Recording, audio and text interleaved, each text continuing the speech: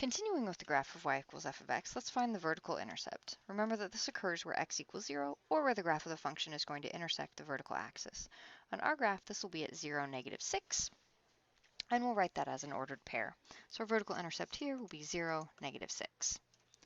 Next, we're asked to solve f of x equals -4 and state the solution set.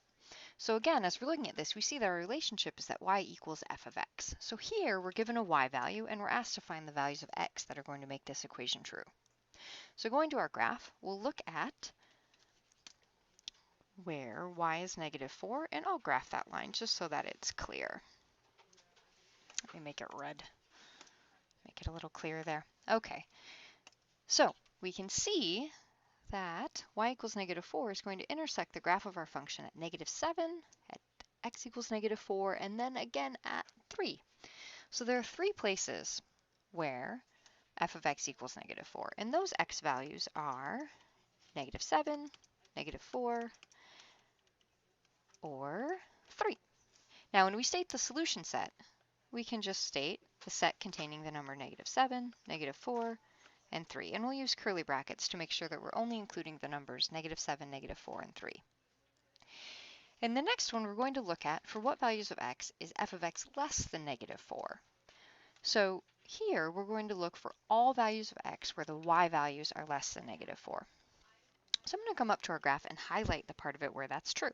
So we see where f of x equals -4, and now we're going to look at where the y values are less than that. And so the part of our graph where that's true is along this piece.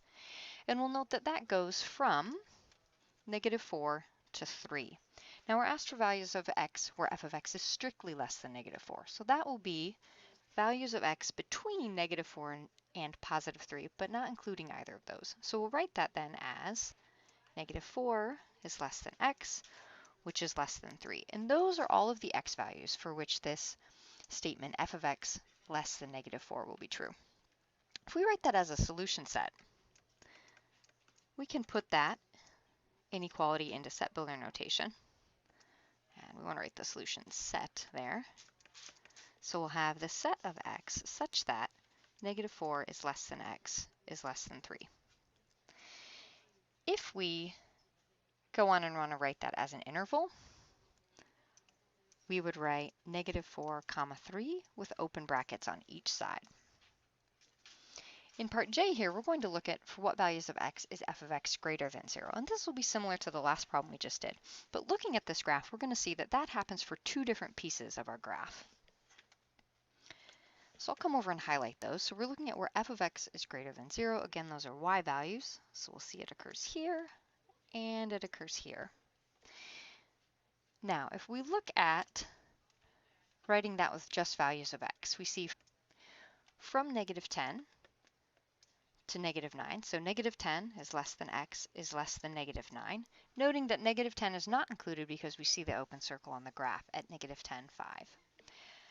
Or it also occurs over here from 7 to 8. So 7 less than x, less than or equal to 8. Noting that at 8 itself, the value of the function is 3.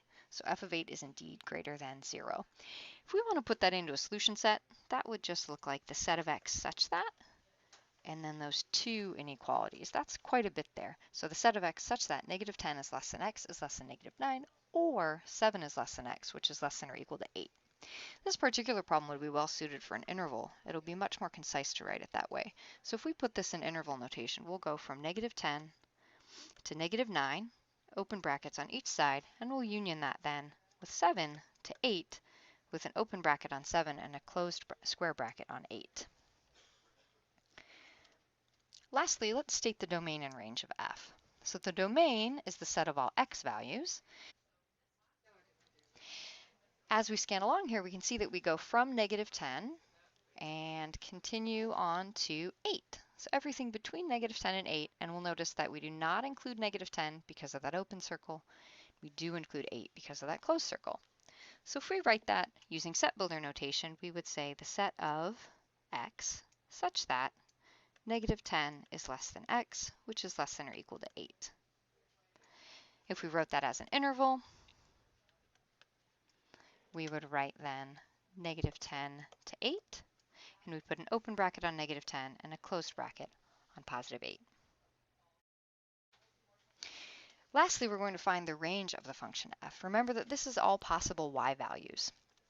So as we look at the graph, we'll look for the lowest and the highest, and we'll see which, if any, values need to be excluded, and also if we include those endpoints. So we start at negative 7, and we can see that the y values continue, and we'll go up to positive 5. Some of these y values repeat, but that won't change the range. We're just looking for the set of all possible y values. So we're going to go from negative 7, and the function exists when y is negative 7, so we'll include that value. And then we'll go up to 5, not including 5 since we see that open circle at negative 10, 5. So when we state that range, we'll have the set of y such that negative 7 is less than or equal to y, which is less than 5. And that would be in set builder notation. If we wanted to write that as an interval, we'd put a closed bracket with negative 7, comma, 5, and make sure we put an open bracket on 5.